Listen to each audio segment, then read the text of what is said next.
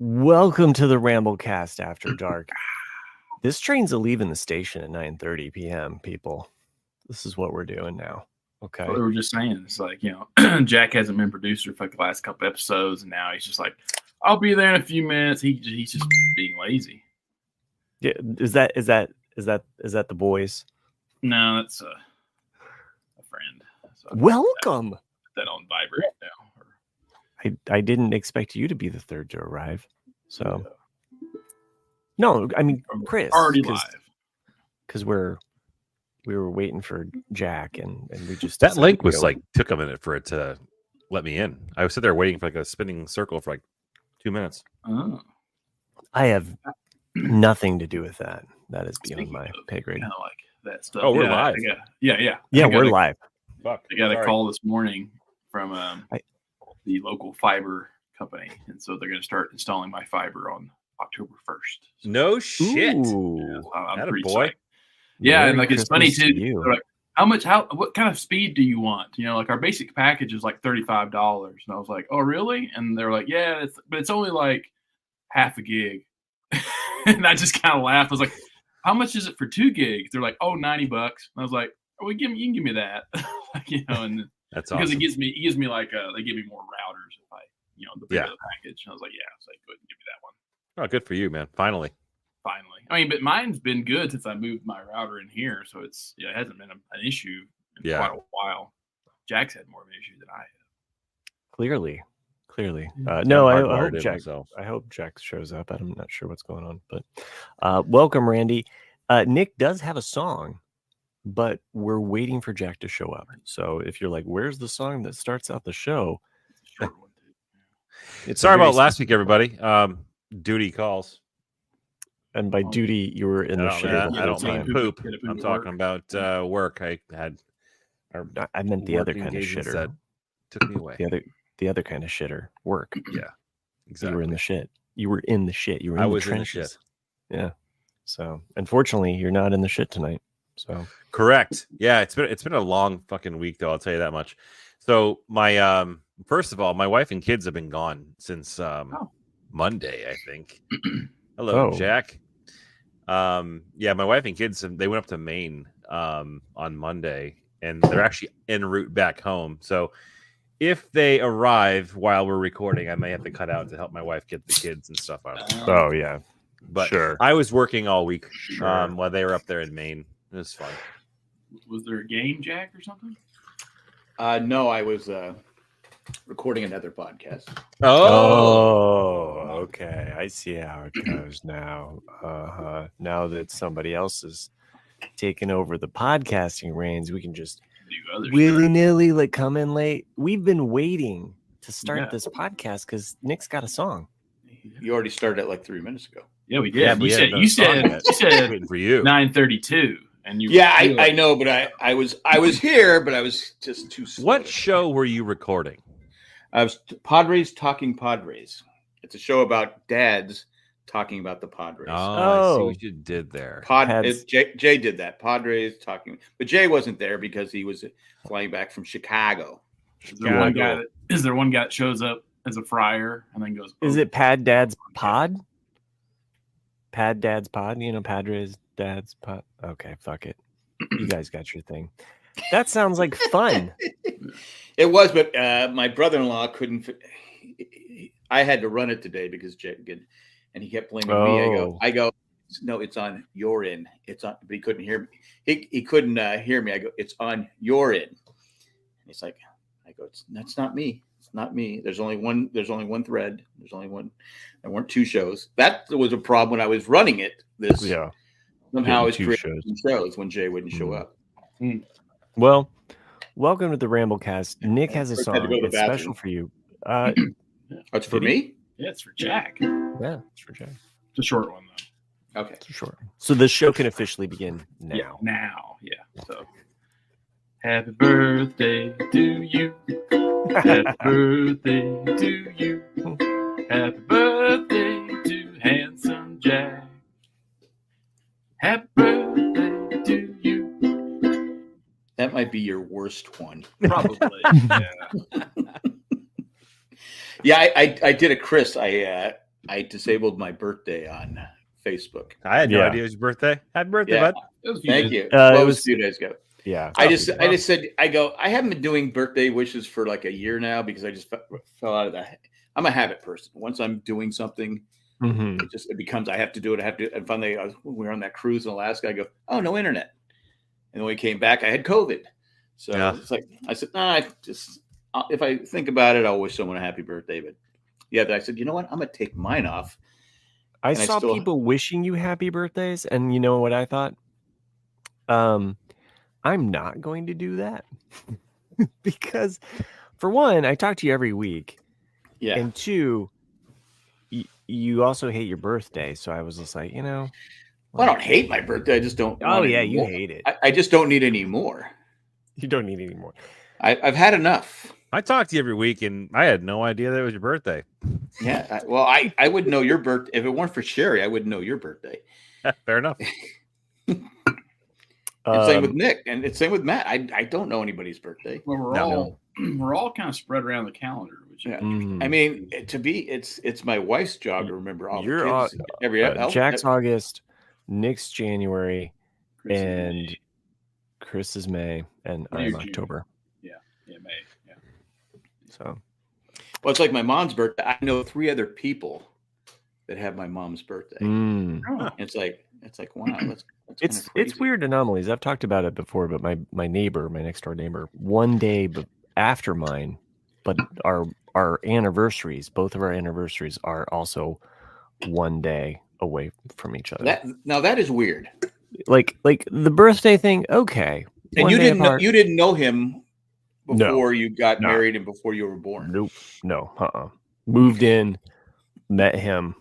Yeah. So anyway, just the anniversary thing was kind of that's kind of, and you're both still married, right? So far. Yeah. So far.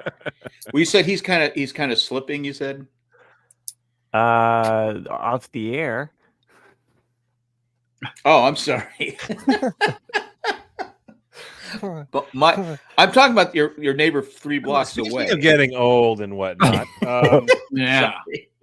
We can edit that out later. I will say this. Sherry, not the neighbor with. For those listening at home, we salute you. There might be 1 or 2 people that need to hear this. And for everybody else, fuck off. Take care of your teeth at a young age and as you get older. Because for fuck's sake, man, they can sure be expensive to fix. Oh, yeah. So I've had quite an adventure over the last week and a couple of weeks, actually, with my most recent dental work that I've had done. I had to get a couple of crowns done on my molars down here. More than one crown. 2. Oh, so you took my 2 molars right over here, right? You dare to be king. The teeth, and they prep the teeth, which is fucking gross to begin with. They reshape the tooth so you can put a cap on top, like a crown on top of it, which kind of sucked. And because they were located, they gave me like a temporary crown. And they put the temporary crown in there while they're making the actual ones. And my hygienist was like, "Hey, listen, this thing's fucking totally gonna break. It's gonna break. So you just call us. We'll make you another one." Your crown? Oh, the temporary crown. Oh, temporary crown. Okay. Yeah. Like this thing's gonna break. It's too small or too thin. It's gonna break. And 2 weeks into it, snapped right off. I was like, "Fuck." So I went, and like, because anything that like was a temperature that was 1 or 2 degrees off from the temperature inside my mouth felt like a goddamn lightning bolt to my face because it's just like all exposed and shit. Yeah, no, I'm imagining that. I went back. I had to leave. I had to go to work late one day to get a new temporary crown put on, and the next hygienist is like, "This thing's gonna fall off again. I know it." And I'm like, "Okay, cool." Sure as shit. Saturday night, dentist is closed. I get home from work. It was tax-free holiday in our state. It was just an absolute shit show. I get home. I'm brushing my teeth.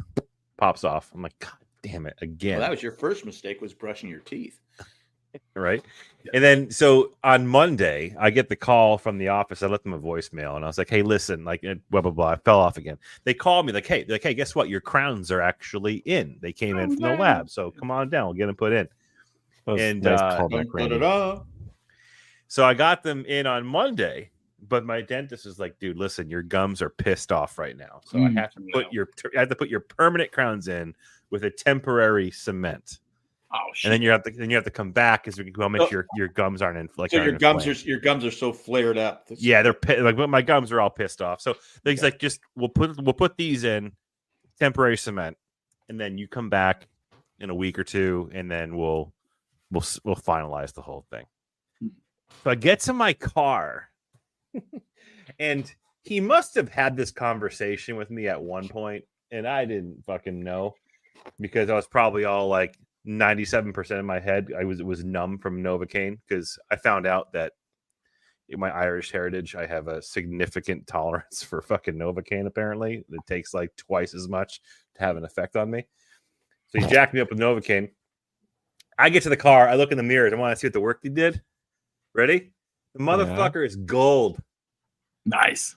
Like, well, all we're seeing is your beard. A little there. Oh no, closer. Okay, this is tough. Can you just eat your camera? Just I'm gonna eat try. your. I'll just do this right, so I can see my cell phone in your mouth. I see it now. Okay, yeah. Oh, you got some bling going on there. Yeah, dude. So I'm sitting there and I'm in the car. And I'm like, this is the funniest fucking thing. I had no idea it was gonna be gold, and I was like, what do I do? Man, fuck it, whatever. So I got some gold in my mouth.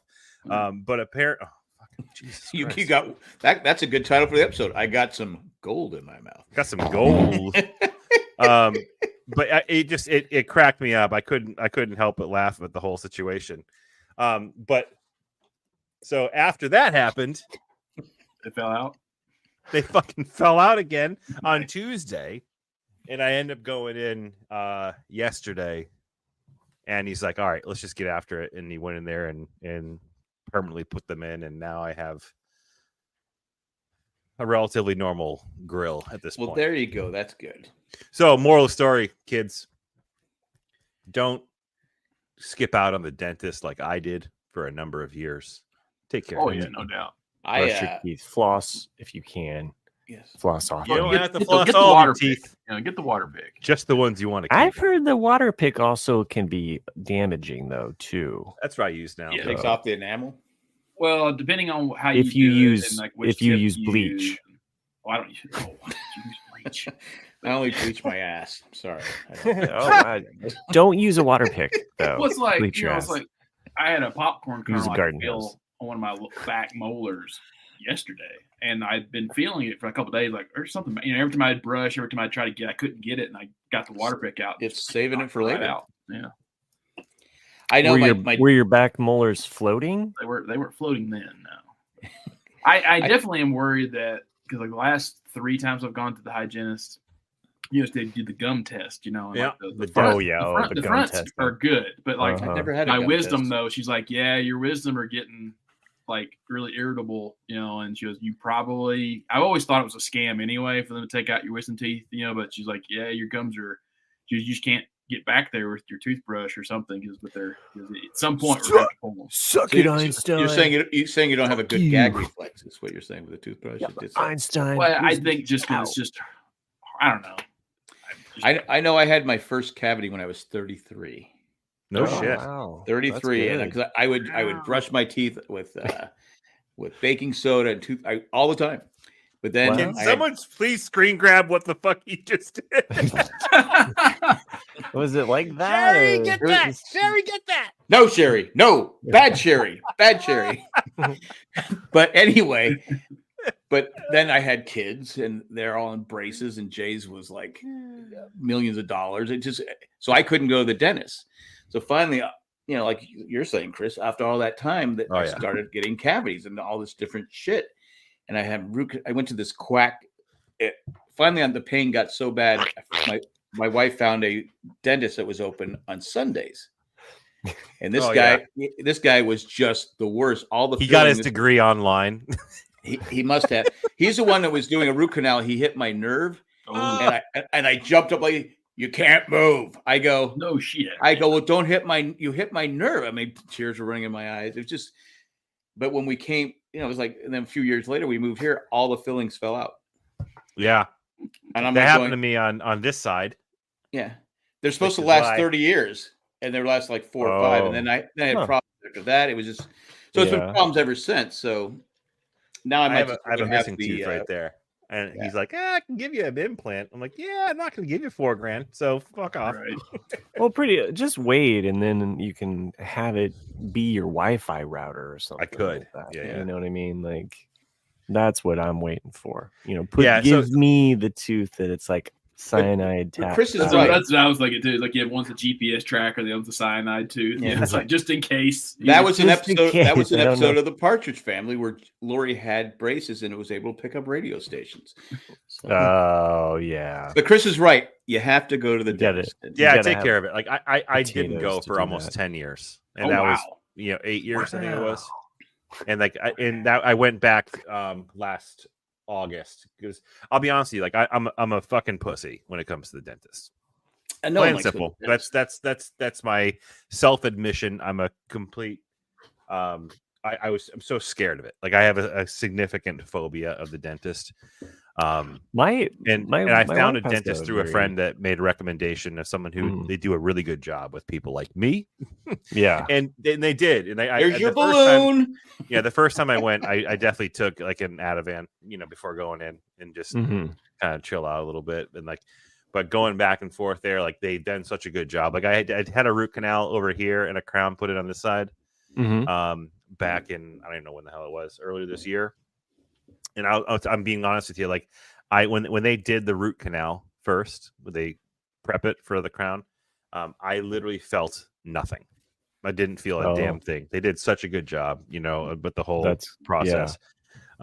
This one I didn't feel anything either, with the exception of like the in between of the temporary crowns falling off and whatever was kind of a pain in the ass. And I think I'm gonna replace them because the reason why these had to get a crown is because there were cavities that were filled back when I was like, I don't know, 10 years old, 11, 12 years old, back when I was an idiot. That kid, was the first era of you going to the dentist. Yeah. But And it was then also there was back when dentistry was like they just drilled the shit out of your tooth. Yeah. That must have been older than that. It had to have been older than that, Oh. right? But anyways, they just drilled the shit out of your tooth and just put in huge, deep fillings. That was kind of like how dentists did shit back in the day. And it got to the point where he's like, hey, like, Trial and error. It's wearing down, right? So it's wearing down. So it's eventually going to fall grind out. You grind your teeth? No, I don't. I do. I grind my teeth. Yeah. My wife grinds her teeth, and she has similar to you, Chris, this like kind of almost phobia. It's on fucking a real, level. dude. Like I I completely understand. The last time we went, the last couple times we've gone, and she's had to have dental work done. I am her support human in the room. Sure. Yeah. Good for you. And I'm usually my hand is being squeezed. That's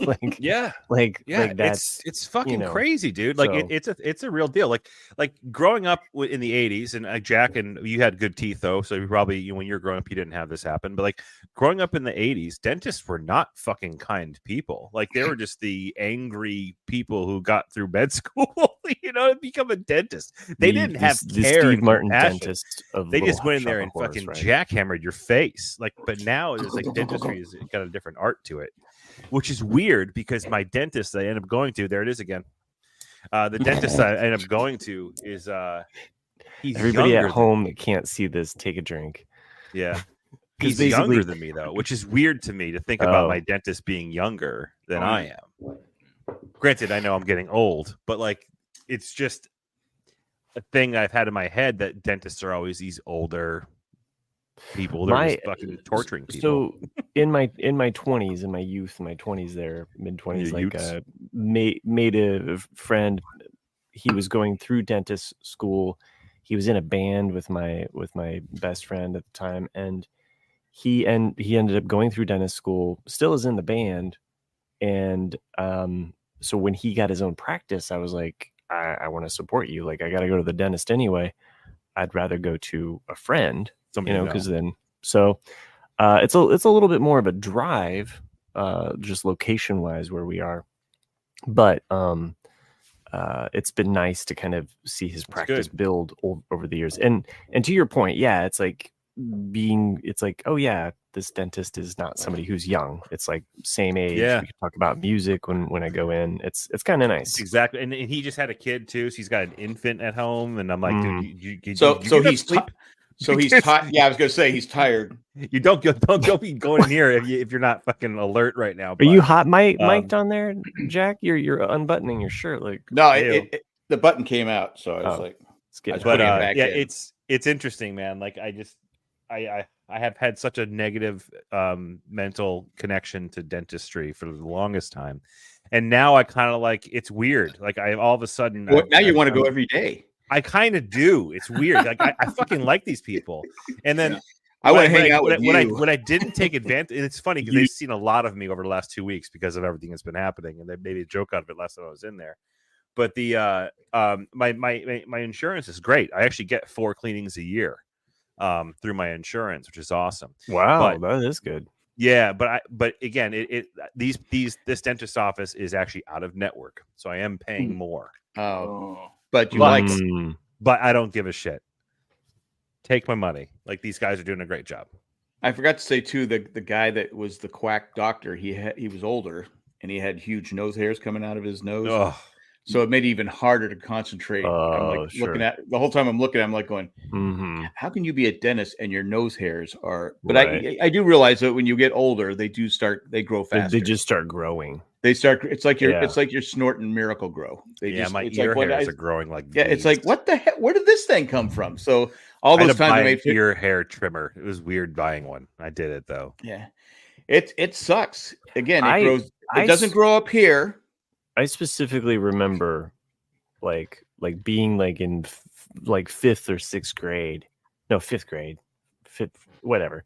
And my friend and I noticed, like, because I never noticed it on my grandpa, because, like, you know, it's your grandpa. You just don't notice him. But my friend was like, oh, why does he have hair growing out of his nose? And then I could not help but notice it. Yeah. And I remember, like, us laughing about it. It's funny. And then it's like, oh, hey, asshole, those are your fucking genes, too. Guess what? Yeah, it comes good way, bud. Then there was like this moment where it's like, oh yeah, I remember Grandpa. I remember like teasing you, like I'm sorry, like I have to shave this shit now. It is the worst part is when you got like that single one that just it's growing in there. You don't. All of a sudden, then it comes out. Right, and it's like you don't even know. You're like, but then you notice it in public. You're trying to go.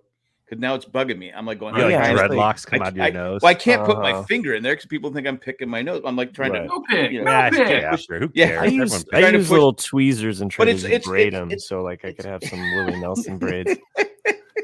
Right down or put beads on it and ganja. Yeah, but you don't want to trim them back too much. Like I see people doing that thing where they put the wax in their nose, the sticks, and they yank that shit out. You actually want nose hairs. Like you actually want it is your filter system. Yes. Yeah.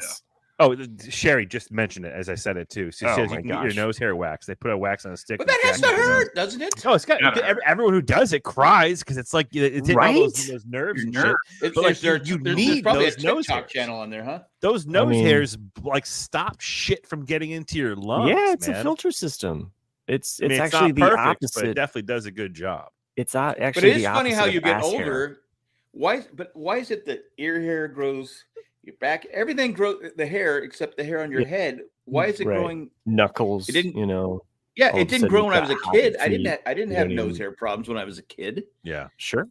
Yeah, eyebrows at different times. Yeah, I got this one eyebrow thing here. I've always had a unibrow. It just it's just one that just grows like this, and I have to. I'm too afraid to pull it. Every once in a while, I'll be talking to my wife, and she'll be like, "Oh." I think your screen just frozen. Oh no, my wife has done that when I'm driving, and I'm like, "Why would you do that while I'm driving? Get away! Like, do you want us to die? You know, hold on. I couldn't stand it anymore. I'm like, so fortunately, like my the lady I go to that cuts my hair. What do you say? Like my salonist? No, your hairstylist. Beautician? You have a hairstylist. Hairstylist. There we go. You can't say you're barber. Well, it's not a barber. It's not a barber though. You go to a salon. She's. I go to a salon. It's a little more manly. She's cut my hair for a long time. I just can't say anything because she actually does the hair trimming. He's Like fucking she'll and I'm like, great. I wish I had a hairstylist. I do. I do. I'm sorry. It sucks. Hey, somebody changed my name. Who did that? I have the power. I just noticed mine was changed too. Yeah, awesome. Birthday boy. Happy birthday, dude. Nick, you haven't talked. So what I think we should do is take a commercial break. Oh. And welcome you back. So speaking of just age and I guess feeling older, having people around you that are your age or not your age, I went to a birthday party on Saturday, like an adult birthday party, and the person I was invited to was like, "Well, I know you're single, and there's people here, so maybe you never know, you might meet somebody, you know." And did you meet someone? I did not meet someone. No. But I get there, and it's basically all married couples, you know, that are all roughly our age. And you still didn't meet anyone? Some of them had to be I definitely had a lot of good conversations, you know, but it just it was interesting because like you'd be talking to someone, and all of a sudden, you know, like 10 minutes into it, like, oh, my wife or my husband, you know, like they're over there, and you're like, oh, okay. Oh, you know? sure. Can I ask you a question? How many married couples were there? 10 to 12 or so. There had to be a couple that were unhappy. Matt's doing whippets over there, by the way. Looking for maybe something on the side. So anyway, there was two. Actually, there was two. I never got to talk to the other. That's what I was thinking, Jack. Like, there was one woman that showed up that I assumed was single, but she only stayed. Was there a bowl full of keys at the front door? Oh, right. I got your keys. No, and it was one lady I did want to talk to, but she left like 20 minutes. Basically showed up, say hi, and then left. And then so the only person that was there that that looked single was the bartender. Redheads, am I right? Who had hired, who was friends of theirs as well. The caterer. Oh, and she was paid to be there. Not was she a salonist? Hit on her. She was a salonist. Yeah, she's actually pretty good. You know, you pay salonists to cut your hair, not to like serve drinks. After Nick's story, remind me to tell you something. We'll be right back. Anyway, so I don't know, maybe an hour or so after being there, I was talking to her, and she was really a sharp lady, you know, and then finally she said something to me like, "Oh, I bet you're around my dad's age." And I kind of looked at her, and she's like, "What are you, like 41, 42, somewhere in there?" And I just kind of, well, how old was she? Exactly. And so I go, "How old are you?" And she's, "I'm 24. And I was like, "Well, fuck, how young was your dad when he had you?" She's like, "Oh, 17. I'm like, "Oh," but it was just one of those moments where I'd never had someone, you know, go like, "Oh, you're my yeah." Yeah. I had an employee tell me that her mom was a year younger than me. Mm-hmm. And that fucked me up pretty good. I was like, well, how old are you now? Me or Chris? No, well, I know you're like 43, right? I'm 44. Yeah, and I'm 43. Yeah, that's what I thought. Matt, you're 48. Yeah, or he's gonna say no comment, but we lost Jack. I don't know how. We had some technical difficulties there. So terrible that happened to you, Nick. I'm sorry. Well, no, I mean it's fine. I wasn't. You know, she lived in Steamboat, which is like 4 hours away anyway. But it's just one of those, you don't want to mess with that Steamboat, Willie. She drove 4 hours for a job?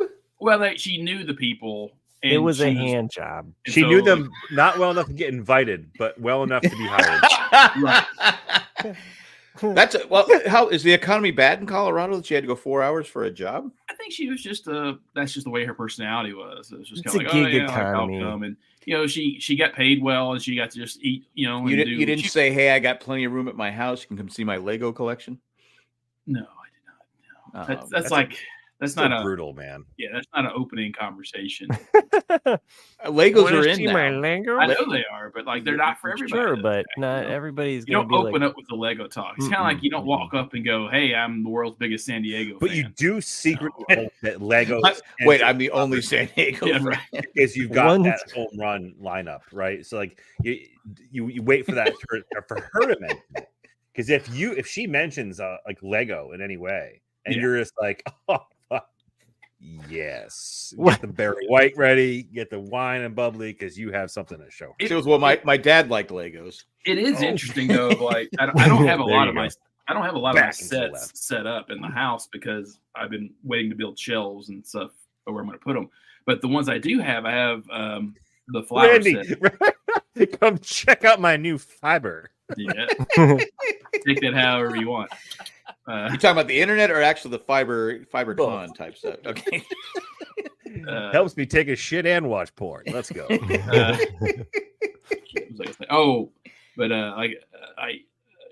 and I both I think collect the flowers, some of them anyhow, and Lego flowers. Oh, I didn't know there were Lego flowers. Oh man, they're great. Yeah, they look. So it has like the stem and everything. Yeah, everything. Yeah, so he's got that. I'm learning something new. I didn't know there was. That's Lego a really flowers. good set there. The one Chris has got. That's the tulips and not orchids. Orchid. Sorry, orchids. Yeah, that's the one where my wife she killed the plant. So that one's in my stairwell, and but on my dining room table, I combined the bouquet with the wildflower bouquet, and it's in a proper glass, nice. and they look great. And like every single person that ever comes to my house who doesn't know me very well, like they'll kind of pass by them because they look real. They look so real, and then at some point they'll just kind of go, "Fuck, are those Legos?" And I'm like, "Yeah," and they're like, "Those are so cool," because they just stay the way they are, and I think. Do you have to dust them? Yeah, I have like a little air can, and then that's the bonsai. I have 2 of those. Those are great. So I either do that, and if you have a good air purifier, that tends to take out a lot of dust anyhow. I don't have an air purifier. And if you have 2 cats or even like three animals, it's perfect. It just adds a certain. We have 1 cat, but it seems like we have 8. I do need to buy one of those like little mini vacs. It's kind of. I'm just waiting for him to die. List. Oh, may I make a recommendation? Please do. If you're on TikTok, chances are you probably have seen a commercial for a brand called Fantic, Fantik. And now that I've said isn't that a drink? The interwebs are hearing me. Fantic makes a phenomenal vacuum, like cordless vacuum. It's awesome. They charge via USB-C. I love it. Oh, nice. Yeah, I mean, I leave it in my car. Yeah, my Dyson. I have a little small Dyson vacuum cleaner, and it's USB-C. That's awesome. Yeah, it's great. I mean, it's perfect for like an apartment size. It's probably too small for my house now because it definitely goes dead, the battery, after about half hour of use. But have you guys heard good thing? What's that thing that cleans cars that has like it's a small handheld vacuum, sucks up? Have you guys seen that? Dustbuster? No, it's not. It's not a dustbuster. It's like it looks like a hairdryer, but it's got like a gun and just. Oh, I know what you're talking about. Yeah. Yeah, exactly. Did you just go to www.makeameme.org and create that? I made this. Oh, you made it. Oh, okay. I made this meme while we were. And Randy, yes, Timmy is still around. So if you're not joining us live, not a fleshlight, no, you don't know what we're talking about. You're missing out. Back to the salonist. I wanted to bring this up. In high school, for a class, I had to provide a presentation to. I had to create a business plan for a proposed business, and I almost got suspended from school for this. Save the fact that it was so fucking good, my teacher had to give me some respect and actually didn't get me in trouble. But my business plan was for a topless barbershop. Yeah. Hey, yeah. And it was called. We've talked about this. We have a little off the top. Oh, we have talked about this. Yeah, I do remember that. We had a versus. We had a versus of like what would be the greatest like name for something else, but you brought that up during the versus. Yes. Yeah. Yes. That's money, and you messed out. And so you almost got suspended for this business. Well, yeah, I mean, I'm being a little dramatic with it. I definitely could have gotten in a lot of trouble because I got up and gave a presentation about. What did you have? Slideshows or?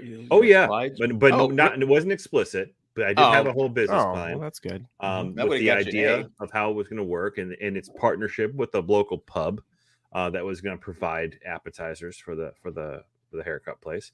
And then when I got to college, there's this place called Knockouts that ended up opening up, which was like the G-rated version of my idea, which is when they had, it was women dressed in like referee outfits that were pretty tight. You go and get your haircut, and they can, if you're over 21, they'd serve you a beer, and they do the hot towel, shave and everything. And but yeah, I think one of these days we might have to come out and dredge out those business plans and open up our own. I think it's a winner. Yeah, I always thought in Vegas they should have topless waitresses or topless dealers. Sure, they do. It's a respectable. That's a great idea. I've been saying that like 30 years. One does not simply make a porn-related business. Hey, there's no porn in my business plan. It was just happened to be There's a lot of drooling, but not. Yeah. What about topless dentists? No. I already closed out of the meme generator now. I can't go back. I told you guys that. Like, I wouldn't want to have the negative association of dental work tied to boobs. I wouldn't want that. Sure, yeah, and I mean, there's a certain cleanliness there. You don't want like a boob hair to instantly. What about Watley from Seinfeld?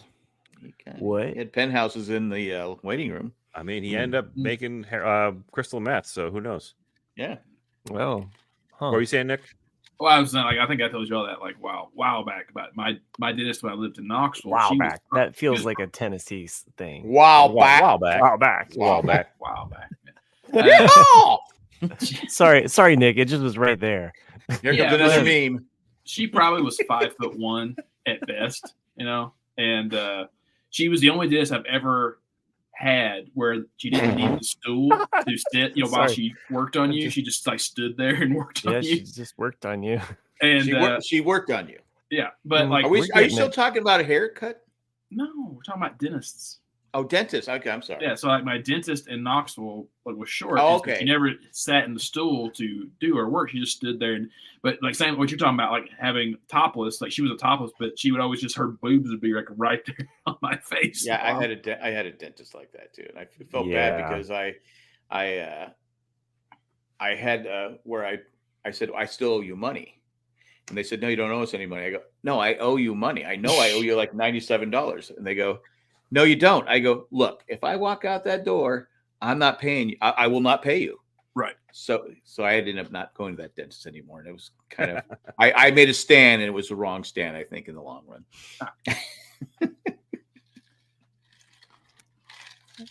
It had to be done. While back, yeah. While back. No, it's more like while back. Well, shouldn't you have like a country person? It's like I'm only doing right now. I'm not criticizing you. I just think it would be, someone from you know what?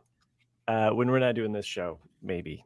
All of our Southern listeners I only saved understood one. exactly what I said when I said it. They didn't have to judge. Yeah, all three of them. It was beautiful. Yeah, so, Chris, this show is far too advanced for our Southern listeners. When you let us know about your crown last week that you were going to be able to make the show, we of course made up our own hypothesis of why you had dental. You're muted, but why you had dental problems. And so the only Wait, was I there? Oh, that's right. I texted you guys the day. Yeah. The only two images that we had received from you in the last week or so was, hey, look at these seats at my Metallica Pantera concert. And oh shit, my teeth is my crown is falling out. So we're like, okay, so there's the story. Fair enough. Yeah, Chris is top row, the shittiest seats possible. He's there with his friends. They're having a great time. They're about 8 beers deep. And then Metallica just comes out thrashing. Some guy spills a beer on him, and Chris, defending his friend, just like gets into it, and the guy knocks his tooth out.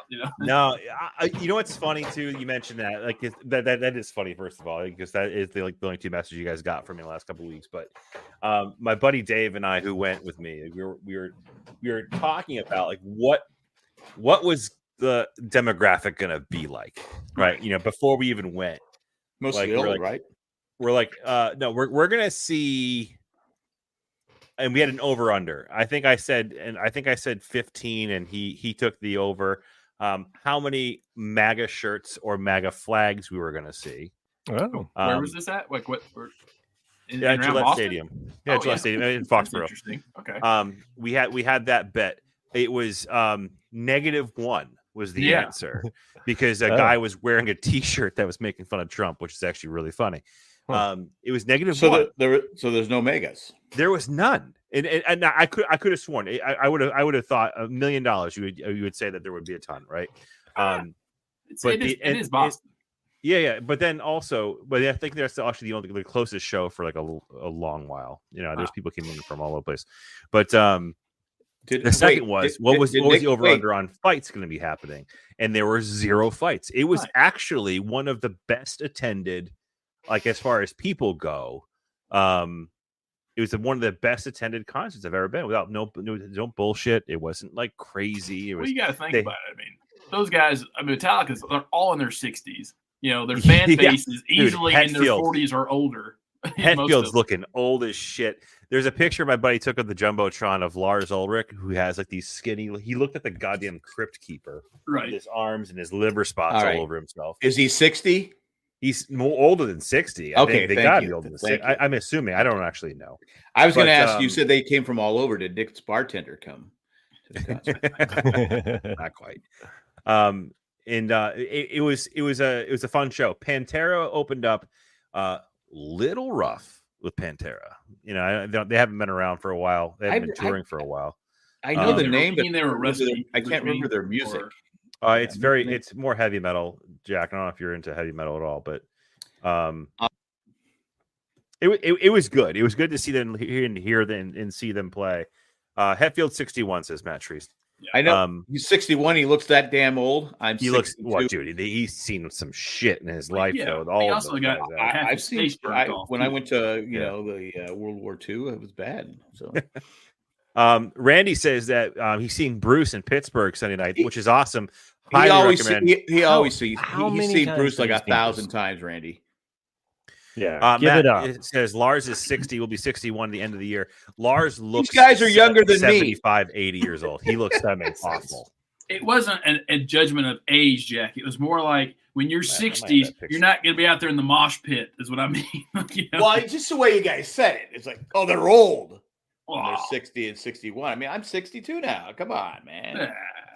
But he looked really, really old though. It was rockers. They're doing their doobies and everything else like that. So I'm gonna see if I think my buddy might see that picture. Do you like Bruce Springsteen, Randy? How many times have you seen him? 45. Holy shit, 45 Bruce shows. That's awesome. Yeah, dude. I mean, Bruce puts on an incredible show, though. So, I mean, I remember I saw him a few years ago. It was like a Sunday night, and he played for I think 5 straight or 4.5 straight hours, something crazy. Cindy used to love Bruce Springsteen, I think, until I started making fun of his videos he had in 1984, and I go, he just didn't sound. I mean, I love Bruce Springsteen. He's a great performer, but come on. Yeah, I mean that's kind of how I mean. There's definitely skip the videos there, Bruce. Like Tom Waits, Bruce Springsteen, all them. They're not known for their vocals. I mean they are, but they're not. It's just because. Well, I'm saying his acting. Always, Bruce is always. You remember his videos? Nettles got me at the bottom of the ninth.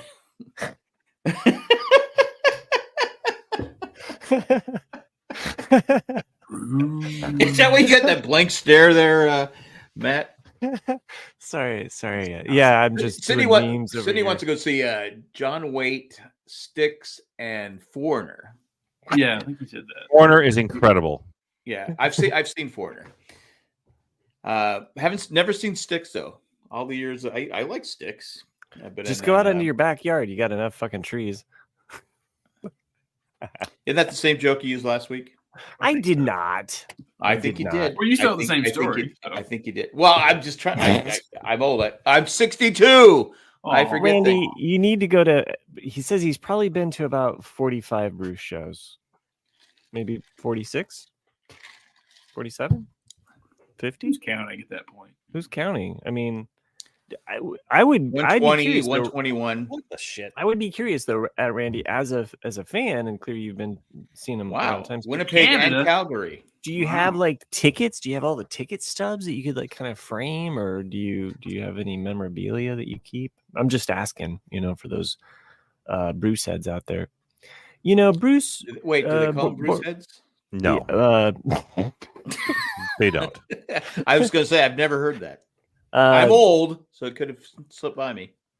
They call them teeners. There's something special about seeing Badlands live. It's just an amazing performance, and that song is incredible. But I tell you, like, say the ticket stubs. Well, they don't have subs anymore. There that's are right. like you can kind of Yeah, Which is interesting. I forgot about that. It's all on your iPhone. You add them to your wallet and then print them or email them to yourself. Then print the image from your wallet. It's not the same, but if you want I went to Red Rocks a couple of years ago. That's a good idea. And they send you, if you buy the tickets through AXS, is the their ink sucks though. What's that?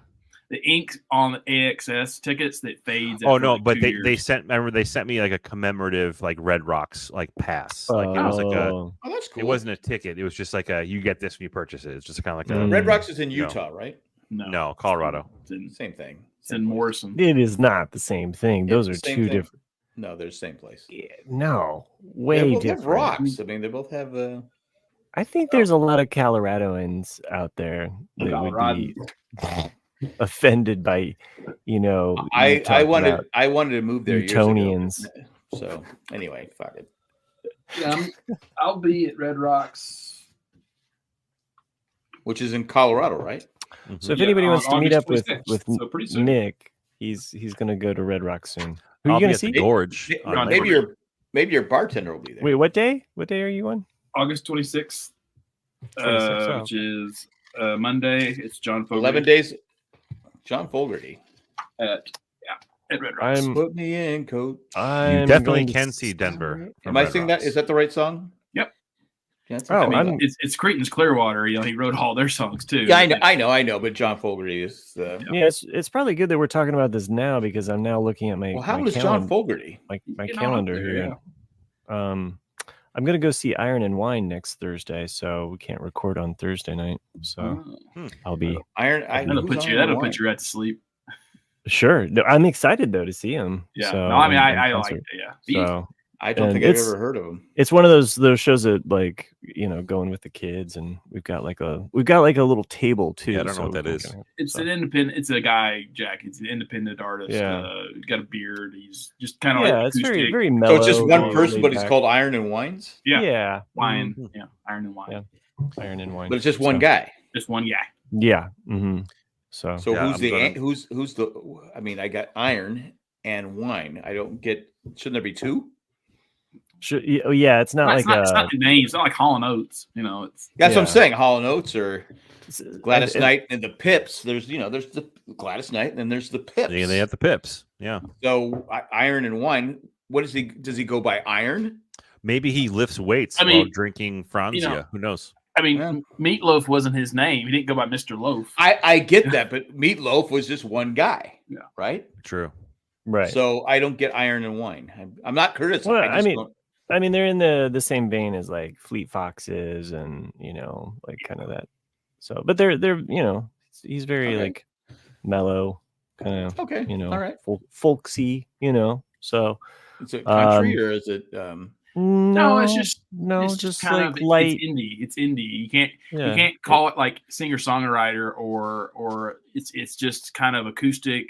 Mellow. That's just all it is. I would. By the way, speaking, I would recommend our endless numbered days. Yeah. Like probably is like stand out. Like that was like I think his first album. But I remember there's two songs that people know him from who aren't like fans. Like so, if you had the Garden State soundtrack, right? Oh, Garden State, 2003, he did a cover on that record. He's from New Jersey. Yeah, and then on the Twilight soundtrack, there's a song, "Flightless Bird," which was like 2010. All right, I gotta write this down. So, but like those are probably the two like casual people would know him by.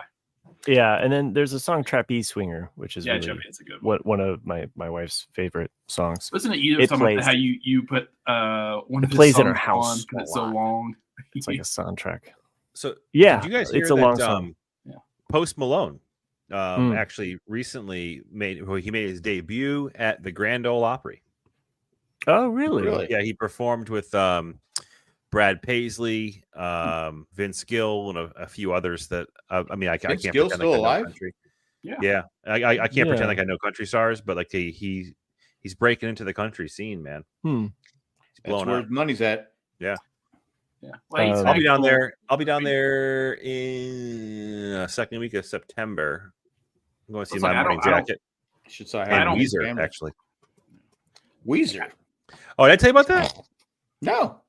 So the trip You'll going down get to see My Morning Jacket with my buddies down in Nashville. I just happened to be looking at what was happening in the area, and fucking Flaming Lips, Weezer, and Dinosaur Jr. are playing together at the Bridgestone Arena. Okay, I've never heard of Dinosaur Jr. What? They are a Massachusetts band that got fairly popular in like the mid '90s, late '90s. They had a couple of songs that were. Yeah, I know there was a dinosaur TV show. Definitely part of the alternative kind of grunge scene. Came out. Am I right? There was lots of mama. Yeah, Dinosaur Jr. and the Dinosaurs TV show are not related, Jack. Okay, all right. I just want to make sure. They also I've not heard of related one. to open the door, get on the floor. Everybody wants that dinosaur. Not that the same. Who just sings like that? Just like the Humpty Dance. That was in a movie, wasn't it? At all. It was in the movie. It was late 80s. Was that in the movie Can't Buy Me Love? No, the movie I remember it from is one we talked about a month or so back with Michael Keaton, the Dream Team. Triest, of course, with the music knowledge, "Feel the Pain" is their best known song. Yeah, that's a great song. That music video to "Feel the Pain" was them playing golf with I thought that's what they sing when Chris goes to the dentist. So. Yeah, that too. They play golf through I think New York or some big city where they're just like whipping their golf carts around, New York. It's pretty funny. But anyways, "Feel the Pain" is actually probably their number Feel one the song. Pain. Once you hear the guitar riff of "Feel the Pain," that's the Dinosaur people. Dinosaur Jr. Yeah. Okay. So it's Dinosaur Jr. and the Flaming Lips, who apparently put on like an incredible live show.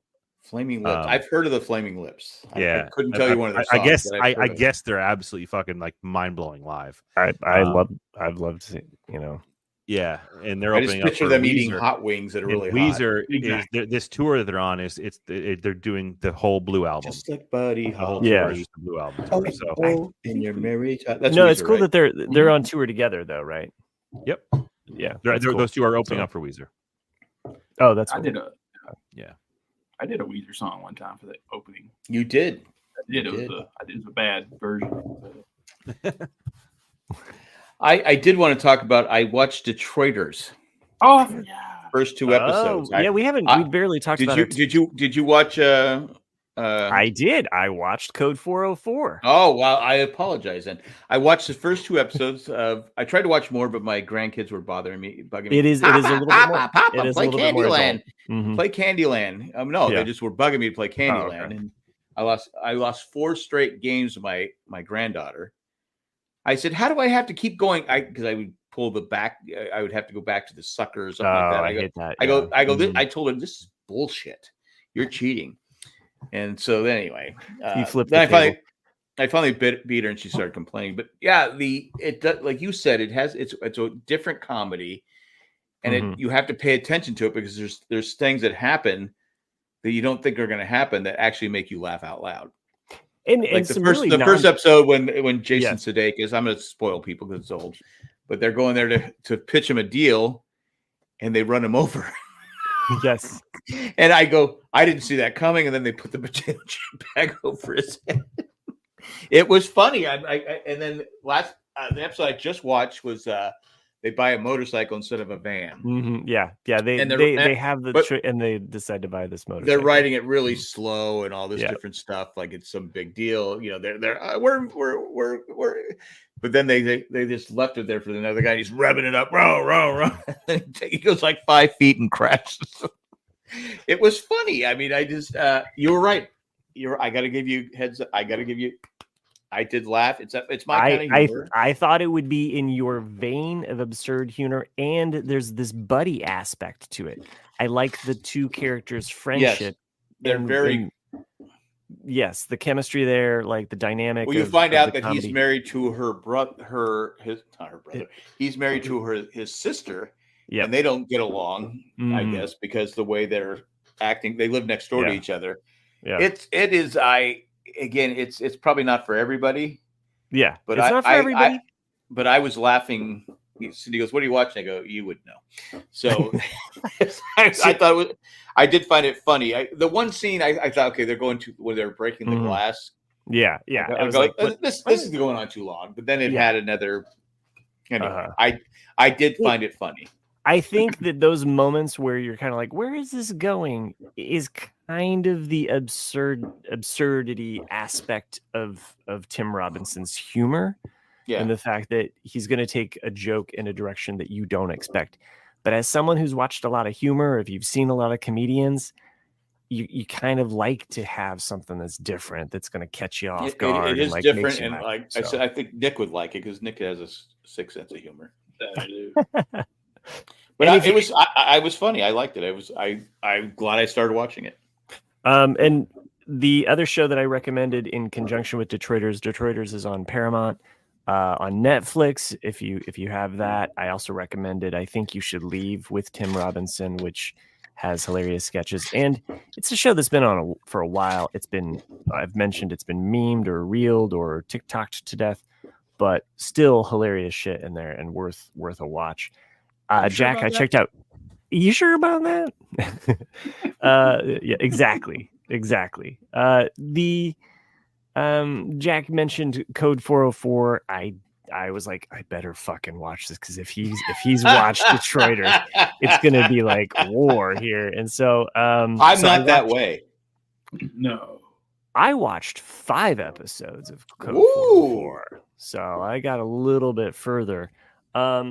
It has more of that British dry humor. Because there are jokes there where they're saying stuff like and this is in the first pilot episode, but there's a character that dies and the wife is there like kind of crying and seeing his body, and the police chief comes in and is like, okay, let's get this dead body or this corpse. She's just like, just get this corpse out of here. Well, she's kind of nutty. She is kind of nutty.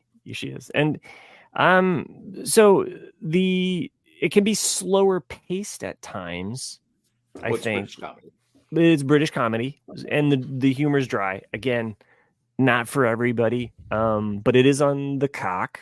And sorry, I'm just reading the private check, which is not about the Cock. But it is on the Peacock though. Code 404. 6 episodes per season, three seasons. I'll keep watching it. I'm curious to see what happens, but there's a certain premise where this and it's weird because the outro, I wanted to talk to you about the outro. The outros of the episodes sometimes are funny because they just use snippets, kind of advertising you to the next episode that's coming. But the way they do the little snippets in the TV kind of like little blurbs, it's actually kind of humorous, and it kind of keeps me wanting to keep binging it. So, well, what I thought was weird is because the one actor who's the guy that didn't die, his partner, he usually does serious roles. He's Al Capone in Boardwalk Empire. He's in Band of Brothers. I remember mostly in dramatic roles, but he's basically the straight man. Yeah. So anyway, So yeah, no, I'm going to continue to watch that, and I will continue watching Detroiters. I think Nick would like both shows. Chris, I think, would like them both also. There's the human cyborg kind of element, or not cyborg, but augmented kind of reality of the Code 404. I will say that I've been trying to catch up to The Gentleman because I saw, based on Nick's texting watch that too. with Chris, you guys were talking about The Gentleman, and that show is definitely exciting. So, and it's been renewed for a second season. That's awesome. I started watching. It's on Apple. No, that's on Netflix. Gentleman's on Netflix. I started watching the movie today. Yeah. Definitely slower paced, no doubt. Yeah. Different style, but same. Well, the way I Chris, you had to be gone that episode. I remember we did talk about it in one episode, just briefly, how I said I watched The Gentleman, and I said at that time that if you're a Guy Ritchie fan, then The Gentleman is for you because it's got a little bit of every movie he's ever a drama, done right? in it, you know. It's like a dramedy, I guess. It's an absurd drama. Like in some of the shit that goes down, it's just like it's like a dark dramedy, like dark comedy, comedy dramedy. I'll set you up, Jack, of like how it starts. Like the first 10 minutes of it, I wasn't sure if I was gonna like it or not because I was like, "What the fuck is this?" Yeah, because you see like 100-year-old dude whipping his dick around. Yeah, and you're like, and you What's don't. Wrong? I do that all the time. What's wrong with that? But basically, this guy who is like a whatever they call him, it's like he's Duke. in the British military. And you see his dick? You see his dick? No. You see the old man's dick? You sure do. Dick, I don't want to see old man's dick. And you see old man dick for like a minute. Yeah, I don't want to see old man's old dick. balls. Like they're all He's hairy. he's He didn't have a trimmer. Yeah. No, I'm saying his balls. He's probably tripping over them, right? Yeah, right. And they're hanging low. Basically, this guy is informed that his father passed away, and he's the second brother, and so he's fully expecting for his older brother to inherit like their entire estate. You know, he'll be a duke and all this. And then this is where it gets interesting, though. Like from this point on, it's interesting, and that the second brother is the one that inherits everything.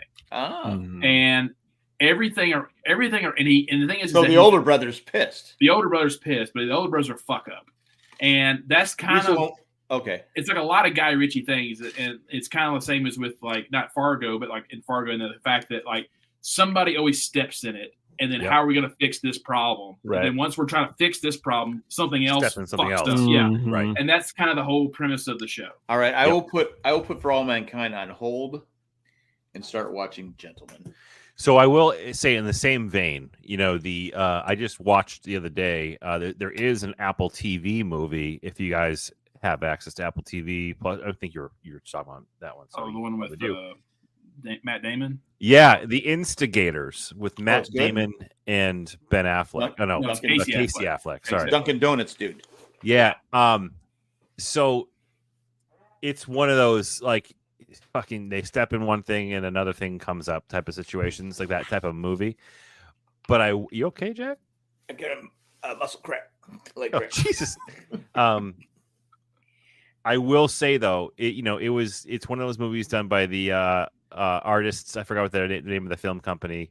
Artist something or other. Where Matt formerly known as Prince Damon and Ben Affleck's studio. Artist Equity is the name of it. So what they do is they find like a screenplay. Yeah, this is the movie right here. They find a screenplay that is worth looking into, and then they end up producing it, and they get screenwriters come in and write the movie, and they send a good chunk of that money back to the original screenplay author. But The Instigators, with Matt Damon and Casey Affleck, it's a heist movie gone wrong that takes place in Boston, and by all accounts, I think that like a good 80 to 90% of that was actually filmed in Boston. Probably some soundstage work and stuff, but but I will say, like, you're going to cast two people in a Boston movie. It's got to be those two because it was just a perfect back and forth. Now, Casey Affleck hasn't done a movie in a while, right? He did one about the North, another one about Boston actually recently. I forgot the name of it, but because I thought wasn't he almost canceled? He got canceled for a bit, yeah. For saying some stupid shit. But this one was Ron Perlman's in it. Ving Rhames is in it. Like it's in this fucking in the hilarious. one you're talking the show. Okay. I was wondering about that. I guess I'll watch it. It's funny. Like, it's actually really funny. And it's probably like 10 times funnier for somebody who lives in this area. Like, there's a lot of references that they make, but they do it right. It's not like you're getting some like Hollywood. Any Duncan? No, there's Duncan in it, actually. Okay. All right. You got to have some Casey Affleck. You got to have Duncan. Yeah. Jack Harlow was in the movie for a bit. Jack Harlow. Yeah, he's a music artist. Yeah, I know the name.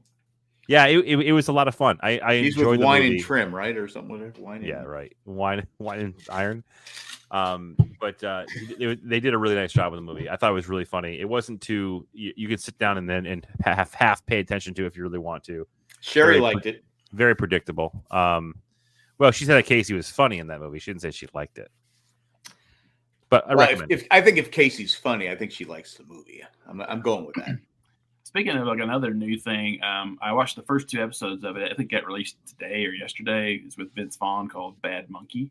Oh yeah. And it's okay so far. I mean, it's not like you must watch this TV show or a movie. It's a show. Yeah.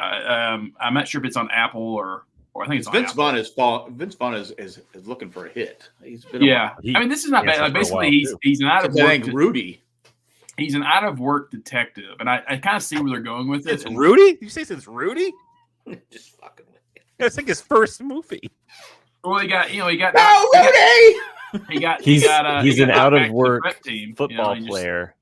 Yeah, he's an out of work football player. So the premise of it is basically they find an arm. He lives in Key West, and they find an arm out in the ocean. And he's an arm, like an arm with a hand. Yeah, it's just an arm. It's holding a lightsaber. He's an out of work detective. He's been like on suspension, and so only the first 3 so he's a cop, and he finds it. So he's trying to figure out, like what's going on. What are the odds? It turns out to be a shark that killed the. Of all of the arms that fall into people's laps in the ocean, it had to fall into this detective. Yeah.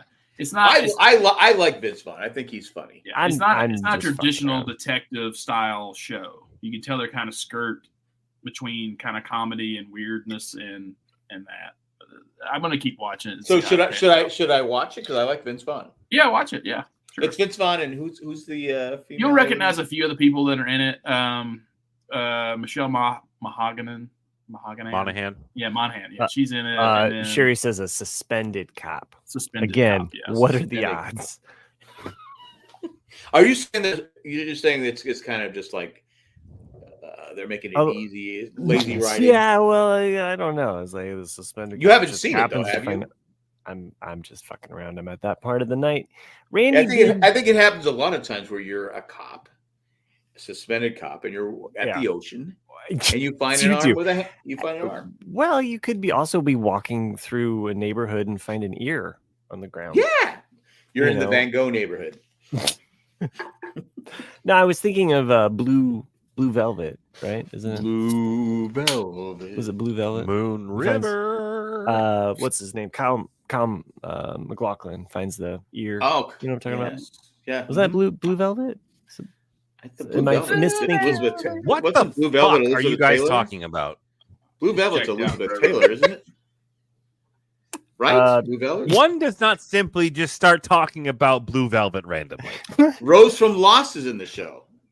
You know, Rose never watched a single episode. Really? That's quite common, actually. That's why she never. Oh, National Velvet. I'm sorry. Thank you, Randy. I knew it was some Velvet. There's a lot of actors though that don't watch themselves. I know. Naveen Andrews didn't watch it. Matthew Fox, because Matthew Fox was at a round table and he says, "I don't watch it," and it was Bryan Cranston says, "You should watch it. It's a pretty good show." I remember watching Kurt he Douglas. should say yes to fucking getting Lost, Doc. You prick. Yeah, well, he's the last. He's not just. I mean, I don't know for sure, but basically, he said, "Fuck off. I'm not doing it." Yeah. They got J.J. Abrams to do it. I saw that. That's awesome. Who? They got me to do it. So yeah, I heard I might be in it too. Really? Yeah. Really? There's like footage. Ralph? Not like I'm not interviewed. Like there's footage of me. All right. They I'll talk to him. Have it edited out. Yeah. There's no way. Well, he actually said he was on a live with Tyler and today. A couple a few days ago, and like I jumped into the live. He's like, oh yeah, he's like, Chris, you're actually in one of the footage. He goes, you might be getting cut out, but you're in one of the cuts. he said that there was some guy at the Lost panel we did at Comic-Con. He goes, yeah, right now you're in it. Yeah, some guy, I'm like, he goes, but you may not make the cut. You might have to buy the DVD. Yeah, well, Colleen said that at American Comic Con right now it's a huge, like it's like 4 hours long, and the last he's talking about, he said he had the most recent cut at that time was like a 2 hour and 10-minute cut that they have. Okay. Wow. I said, are you cutting out my part? That's good. That's I'll be pissed. Be honest. I'm a producer on the show. Thank you very much. So are you a producer on the show? I'm not a producer on the show. I'm just. I gave him some money. I did. Since we're talking about TV, we have an email that is what asking about TV. So do we have to do work now? Okay, let's do this. Roll up the sleeves, gentlemen. We've got an email. What's with the whipped cream? I don't get I don't know. What is with the whipped cream? Matt is really just. Chris has 5 more minutes. What? 5 more minutes. He's got 5 more minutes. T-minus. So anyway, yeah. Anyway, read the email. This one's called Apple TV. Hello, Matt, Boston Jack, and the Southerner. Who's that? Yeah, I don't know. You guys talk a lot about Apple TV shows and movies. I'm thinking about renewing my subscription for a month or two. Other than Ted Lasso and For All Mankind, what would be the top 5 shows or movies you gentlemen would recommend? No, there's a ton of shit, dude. Keep up the excellent work. The Canadian. Oh, the Canadian. So you're talking 5 best shows on Netflix? Severance. On Apple? Yeah, Severance was one that I thought Never saw it. I'm going to watch it. I've never seen it. I haven't had time. I've got a list here. Wow. There's a season. That's with what's his name, Scott, right? From the Okay. Excellent show. Excellent show. Is great. Yeah. It's not for everybody, but it is great. Ben Franklin. Oh yeah, Franklin was good. Great. For All Mankind would be my number 1. I liked C with Jason. I know. Momoa. It's on my list to watch because I know he's blind. It's right? not. It's not blockbuster strength here, but it's good. It's worth the watch. What are the shows? Oh, The Instigators, that movie I just mentioned.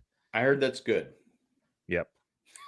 Shrinking. You should watch Shrinking. That's a really funny sitcom. Okay, I was in the pool. It's got. Oh, yeah, I'm Ted Lasso. It's got some dark. Email said other than Ted Lasso. So it has. It has Harrison Ford and Jason Segel in it. I forgot that was on Apple. Yeah. Yeah, and it's just that right now there's 1 season, but there's a second season coming. It's a comedy, but it does have some kind of sad, tragic kind of tones to it. I'm drawing the raw dog. But Shrinking is a good one. And then the morning show is great. I have not watched the morning show. I got to watch that. That's good. I started watching it. I wanted to kind of almost watch it with my wife. Actually, I thought it was a show that we both could because I know that's pretty sexist. No, it's just you find shows that you watch with your spouse. You don't do that, Jack? I think that's I don't sexist of you. Oh, Silo. Good call, Sherry. Silo. Silo's a great show. I've not watched Silo yet. Silo's good. And Silo's going to be 4 or 5 seasons. I can't remember. And Matt Treese is mentioning Sunny, which I have been wanting to watch. Oh, Dark Matter. Dark Matter is good. Rashida Jones, I believe. There's hardly any shows that are really bad that I've seen. Like everything I've watched has been worth it. There was a British show that I think Jack recommended to me, which is kind of zany and kind of off kilter, but it was kind of. I'm trying to remember the name of that with Dirk. With Dirk. Yeah. Or it's weird. I still gotta finish that. It's a weird kind of off the wall comedy, but Dirk, Misadventures of Dirk something. It's really bizarre comedy, but it's British. Yeah. So. Sherry mentions Coda, which is a series or a movie. I've only seen some clips of it. I haven't actually seen it all, but it's got the Marlee Matlin from various things, but you may remember her as from The West Wing. And it's about a mother and father who are both deaf. That's what they're raising children that are not. Oh, yeah. Other shows to recommend: Blackbird is a 1 season only. It's based on a true story of a guy who got sent into prison because this guy. What? Slow Horses? Yeah. Slow Horses. Yeah. So Blackbird is based on a true story of a guy that got sent into a prison to try to get a confession out of a guy who was a serial killer. Wow. And the serial killer is played by the dude from Cobra Kai. Exactly. Yep. Who's also in The Instigators. So the guy is sent to. So he goes to prison to get a confession out of the guy. Huh? Yeah. What's the name of that show? Blackbird. That sounds pretty. Taron fascinating. Egerton, right? Yeah. The guy that played Elton John in the Elton John movie. Yeah. And then Presumed Innocent's supposed to be pretty good. Yeah, Presumed is excellent. Yeah, that's a good show. There's a couple other ones. So me and Chris, I think both watched this. Was The Last Days of Ptolemy Gray. With, my God. Yeah. That should go towards the top of the list. Yeah, that with Samuel L. Jackson. It still to this day has not gotten enough credit. It was an excellent one season only show. That's great. Monarch, of course, with Kurt Russell about Godzilla and all the monsters. That's also going to be a multi-season show, but right now it's only one season. For every geek person out there, you need to watch Mythic Quest, which is also yes. Oh yeah, and that's hilarious. How about Mythic Quest. Mythic Quest is hilarious as well. All right, I gotta start searching my with Rob McElhenney. I got shows to watch. Yeah, a lot of the characters and a lot of the actors and characters in that show are really funny. That's a good ensemble show because I feel like a lot of the characters really. But Mythic Quest definitely.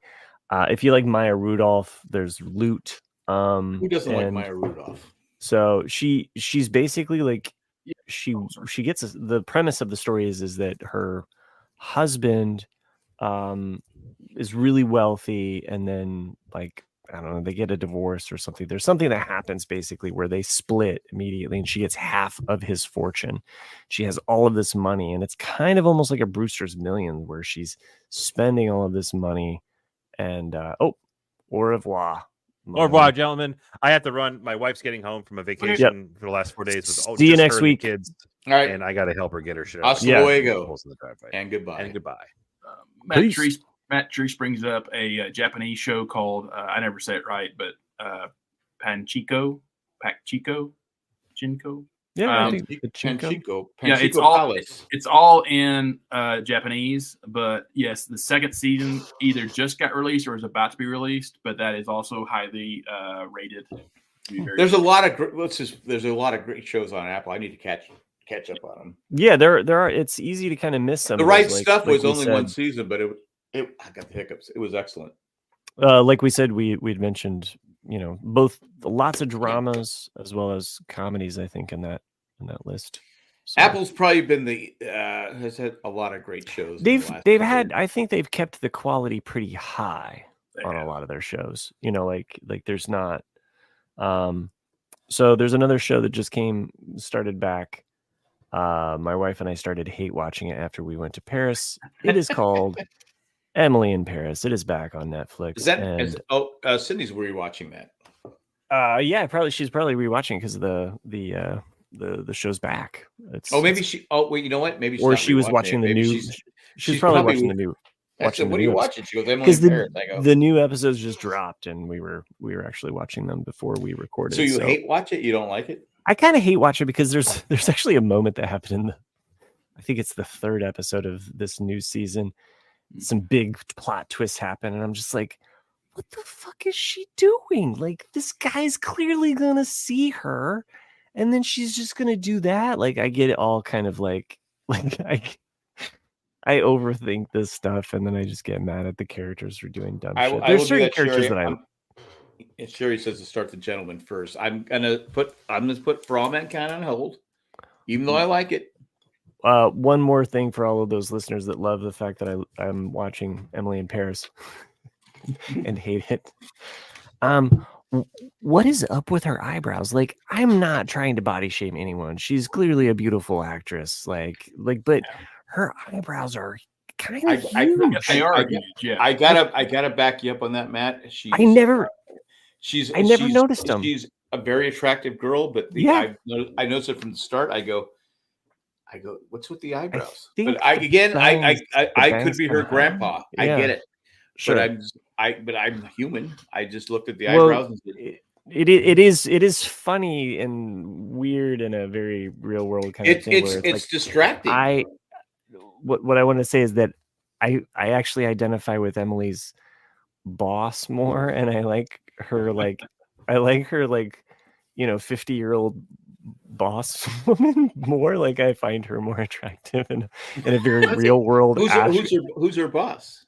Oh, she's this French actress that I'd found out that she had starred in this movie that was like Three Men and a Little Lady, except before there was Three Men and a Little Lady here in the US, there was like this Trace Homies and it's like a cradle or something, or what is it?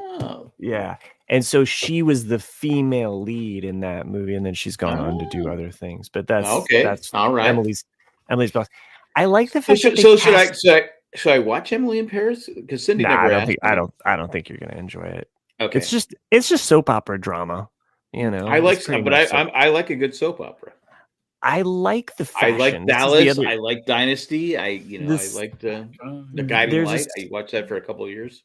There's a certain element of the fashion and style and like sets and it's not sets because they film it in Paris. So a lot of these scenes, like there's a scene that it's in this season that they're at Monet's gardens in France there, and so it's cool to kind of see these backdrops and they use actors that are European. They're not just American actors.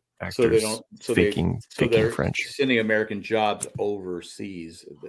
Yeah, well, Netflix is, but anyway, I mentioned Guiding Light back in the 80s. I was my mom. I forget who was watching. Might have been my sister.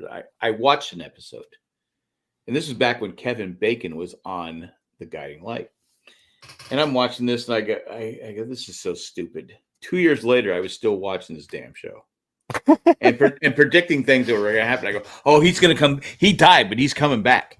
It's like the comedy sketch you see where someone that was me. I was like, okay, yeah, he's coming back.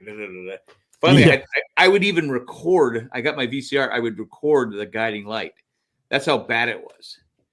And finally, I broke free. I said, "Okay, I gotta go cold turkey. I gotta break free of this because they're addicting." I think that it is. I mean, we do like certain aspects of our shows that are serial, but they were stupid. They were. It was just the same shit every day. And I'm watching this, and now I'm seeing these actors are passing away, and I'm like, I remember them. They were on the Guiding Light. I mean, it's basically just different love triangles and quadrangles. And then when Kevin Bacon left the show, I remember the actor was in an elevator. Now playing the part of such and such is such.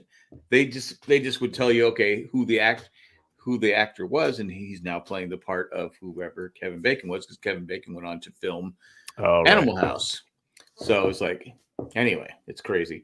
I did start watching Cobra Kai season.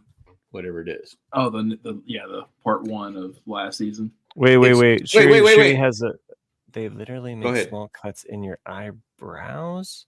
She's talking about so read one at 850. Like she says, she probably microblades her eyebrows, which means they put like little cuts in.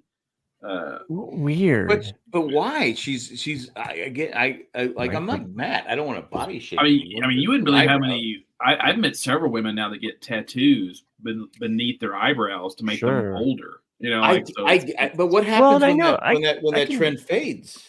But I mean, I understand there is a lightening of the hair, especially as you age too. And for women, I understand you don't want to lose your eyebrows. This is it's part of your facial features, right? Jack, thanks for showing off your eyebrows. You can put your the eyebrows are bushy as ever. We got it. We got the message. So hold on, Nick. This is like a 2-parter of Cobra Kai? It's 3 actually. The last season. What? Yeah, the last season will be get the fuck out of here. So so part 1 came out 3 weeks ago or so? Yeah, and I'm on episode 4, I think. Of 6 or 8 episodes or whatnot. And then part 2 will be out, I think, in November. And then part 3 will be sometime early next year. I debated finishing it. Because I was like, okay, this is getting to the point where it's just it's just dragging. Setup. But I said, okay, I all right. it's what a few more episodes. I didn't realize it was another fucking 18 episodes. But now I'm committed. That's bullshit. Now I'm mad. The thing is that like what I've been disappointed with Cobra Kai is like, how does Ralph Macchio not go, do you have to make my character such a little bitch every season? Right? You know? You're right. He is. Come on, Johnny. Yeah. And like they never fight. Like he never. I mean, I get it. Like you're getting on up there in age too. You're not very athletic, but it's like I want to see the actual Karate Kid be the fucking Karate Kid and actually do something. You know, he doesn't do anything. He's relying on his own kids. Yeah, he's a bitch. You're right. You know, Johnny fights somebody this season. Yeah, he fights someone who was we know. Sorry to interject your manliness here with more Emily in Paris news, but check out this outfit. Does this not just scream Beetlejuice? Beetlejuice / Zorro. Okay. Or prison.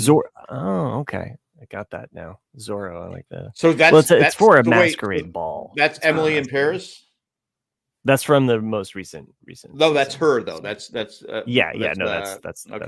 So yeah, I'm not liking that. And plus with the big Groucho, because Sherry mentioned Groucho Marx.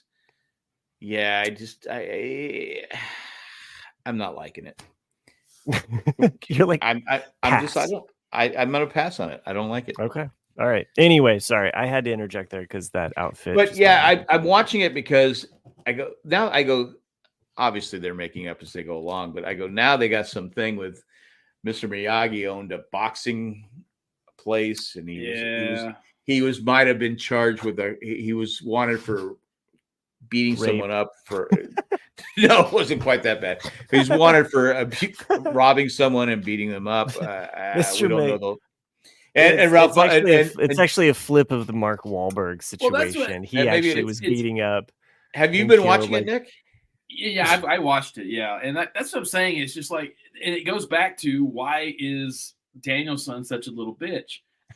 You know, it's because you want to go like, dude, did you have like something on the side with Mr. Miyagi? Because like your cult loving of this man is a little too much. Well, even his wife says in this episode I just watched, she goes, look, we all make mistakes. Yeah.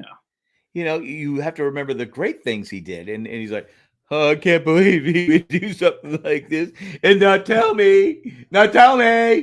I go, why would he tell you? He was like 10 years old at the time. Shut the fuck up. And then it's like even his son on the show, you know, like the daughter has always been like the karate one, the one who do karate, and then his son was the little fat, spoiled little bitch, you know? Yeah. And then all of a sudden now he's like, I should be on the team. And I'm like, who the fuck are you? Like, I got a bloody nose. You know? I don't know. I just like I got nowhere else to go. And how much can we have Johnny be the dumb guy? Right. Okay. He didn't seem like he was stupid back when he got cheated out of the title, right? Because I know you believe that. Right. Yeah. I mean, the first two seasons when it was on YouTube Red, those are the best two seasons. Those are the really best two seasons. They should have wrapped it up and then just let it finish, but they just kept milking it. But Netflix said, hey, we can make some money off this. Let's fuck up the whole. And the actors are like, sure, I don't know when this money train's going to go. And I'd like to be fair, they're not none of them. I mean, Johnny wasn't working, right? Right. Something to do. Yeah. But supposedly they're making a movie too. What? Yeah. If you've get the fuck out of here. No, not. I'm watching it. I watch like when I not like when it first came out. I would binge it. Yeah. It was. I go, this is good. And now I'm watching. I go, all right. And now there's some like when they found the hidden. I go, okay. After all those years, no one moved the rug to see that there was a hidden trap door there. Come on. Didn't dust one time. Not one time. It was perfectly clean under the. And they go, oh, there's some spider webs there, but I'm gonna reach in there and find out. I go, come on. Come on, Ralph. Go back to the Outsiders. And then they found this like Kryptonian like gold like green rod, and he put it in the ground, and there's a fortress that grew up around it. By the way, and then wait, how did what's his name? Not Creed. I'm Rocky. What is it? Creed? Who's the bad sensei? Johnny Sensei. Oh, Kreese. Kreese. He was in jail, right? How the fuck did he get to Japan? Right. No, he escaped. He escaped out of jail. He escaped out. It showed you how. I forget how, but he did. He escaped. I saw how he escaped. I don't know how he got to Japan. How did he get to Japan? He still wanted. Probably he's got connections. Dug a hole all the way from LA to Japan. I go, wait, he's in to Japan? the harbor at least. How the fuck did he get in Japan? I go, there's no way he could fly to Japan. He'd be on. There's so many things about this show that are just convenient writing that drives you crazy. It's like, when Chris gets to Japan and he gets to this prestigious karate dojo. He just happens to find an arm.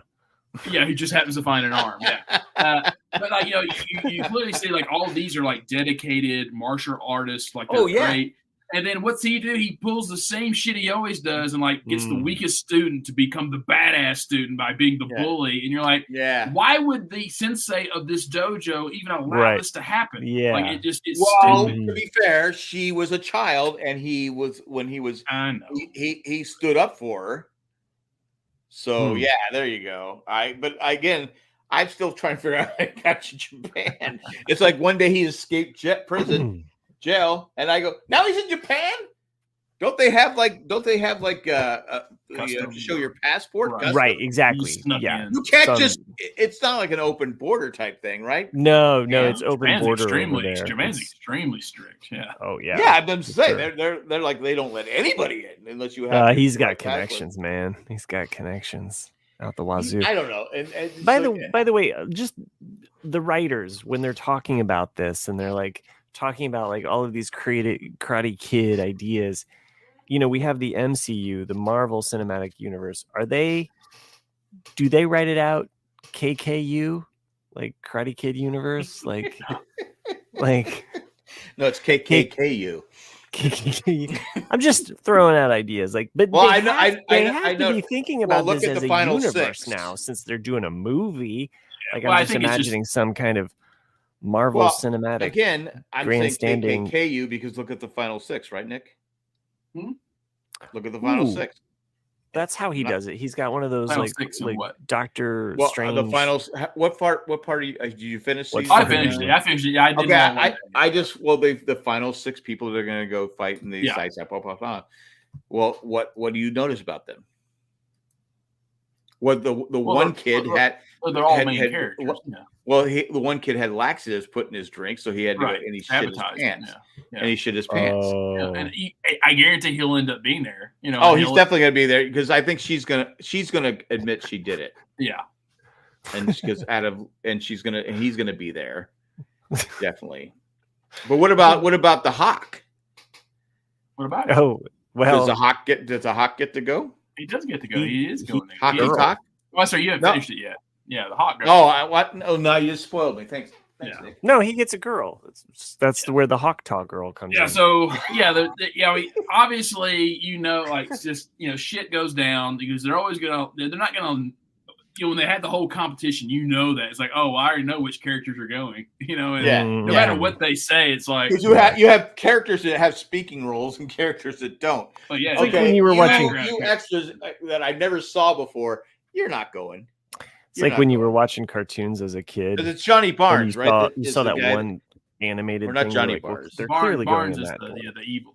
What's his first anger issued one? Yeah. I forget. He was just to be fair, his business, his dealership was burned down by Silver.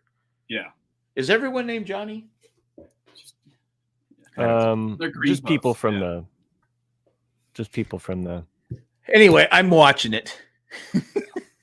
I did want to talk about we're driving home, Cindy and I. We're driving out. I've just found it. This is who he's talking about, Stingray. Yeah, Stingray. So he's the guy that's in Blackbird. He's the guy that's the serial killer that's in prison. And so he's also this. He's one of the best things that was in Cobra Kai early on. I thought he was a terrible actor. So you're telling me he's in other things? Yeah, he's been in other stuff. Yeah. All right. Okay. He's also he won a Golden Globe for the one that Eastwood did, the one with the that's him. The bombing. Yeah. The Atlanta Olympics. Okay. Yeah. He okay. I didn't know that was him. Yeah, that's him. That was a good movie. Yeah. By the way, go Mike, thanks ahead, for blow up my Olympics. Anyway, we're driving down the road, and we're driving on the freeway. It's about 7:00 at night, and I tell Going Cindy 90 miles per we're hour. in this.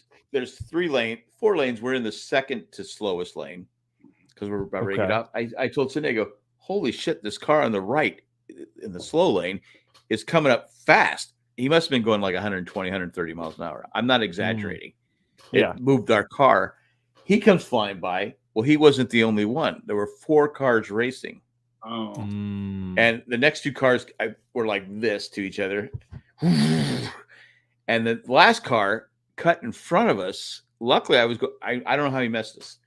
Cuts in front of us, kind of swerves around. I thought he was going to flip over, gain control, and took off. I go, holy shit. I go, right. It was, it's not, 7:00 at night in North Carolina kind of calms down, but I go, still, there were a lot of cars on the road. Right. I go, this is fucking ridiculous. Yeah. Now, I did some stupid things in my life. I was younger, but I go, not kidding, 120, 130 miles an hour easily. And you kind of wish death on them, like in a way. Well, I don't wish. I wish there was. I go, where's the cops? And I go, I would have called the cops. I go, well, they came up to where you could go this way, that way. I go, I don't know where they went.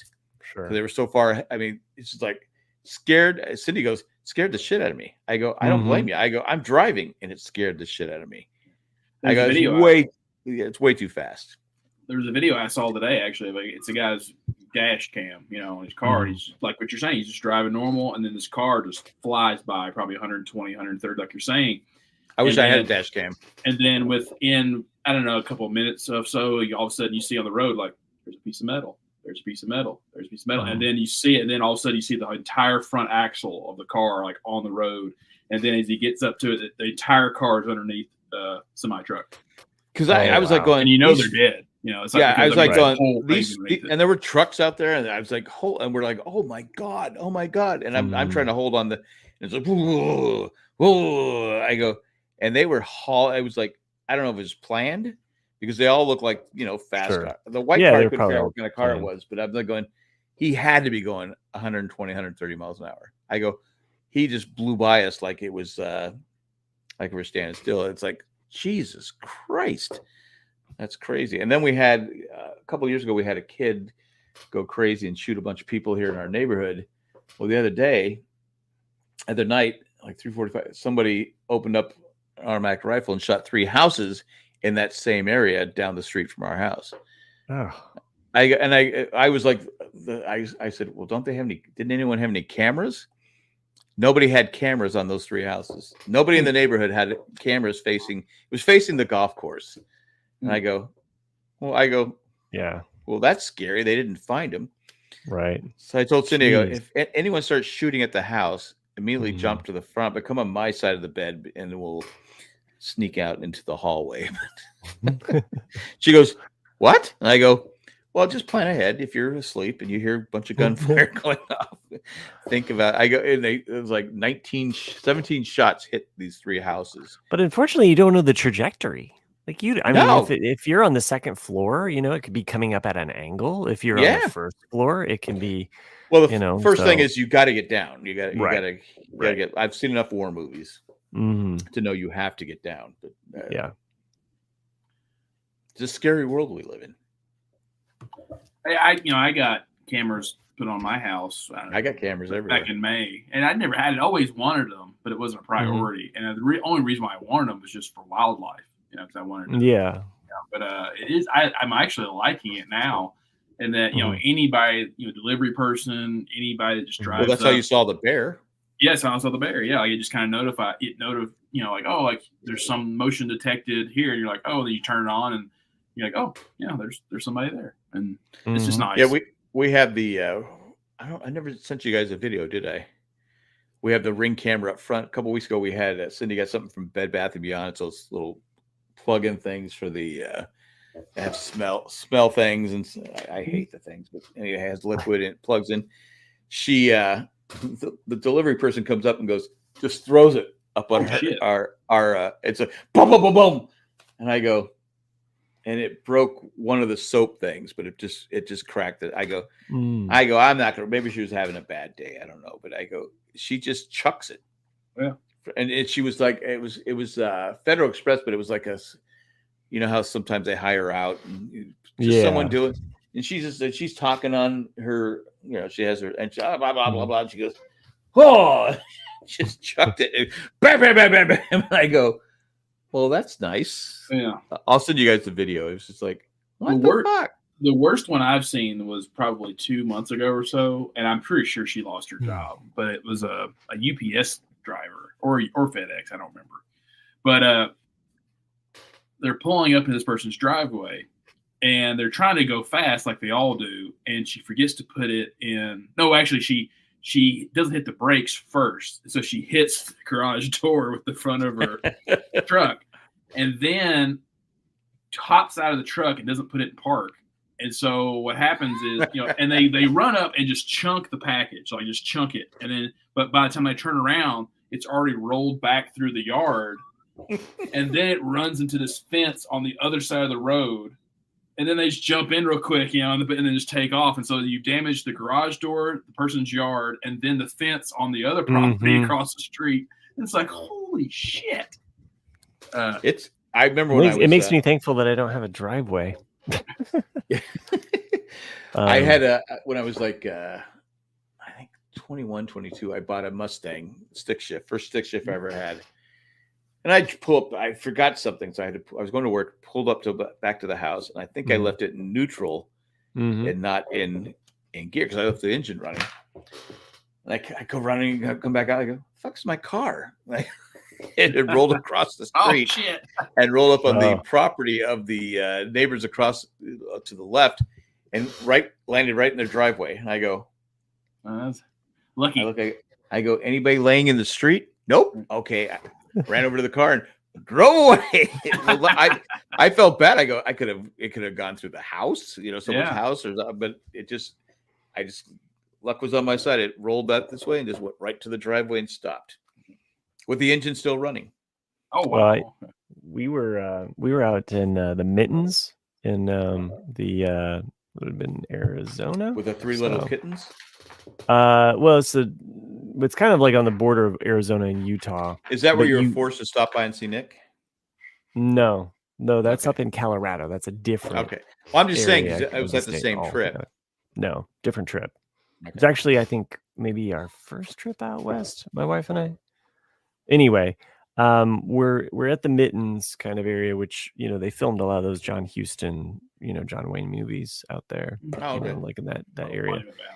And Monument Valley. Utah? But they're I'm sorry, I keep calling them the Mittens because they look like Randy has said Monument Valley. So yes, thank you, Randy, for my brain not working. Nick said it first, so I must have been on vacation brain because like we stopped and I didn't put it in park or something, and then like all of a sudden the car starts to roll, and had we not got it, it would have been down in a ditch. And if you've been to Monument Valley, there ain't shit around to get you out. Like there might be another truck that comes by, but you're also SOL. And that could be a serial killer. Nah. You don't think truckers could be serial killers? Some of them could be. I think that's Marge this high. Some of them. So. Anyway, that was an almost close call though. You know, putting in. Sherry asked Jackie. I thought of something. You should put cameras in the backyard. I do have a camera facing the backyard. The problem is there's trees all the trees are up. You can barely see the golfers. It's when fall comes and the leaves fall and there's literally no. It's just them peeing. But they don't care.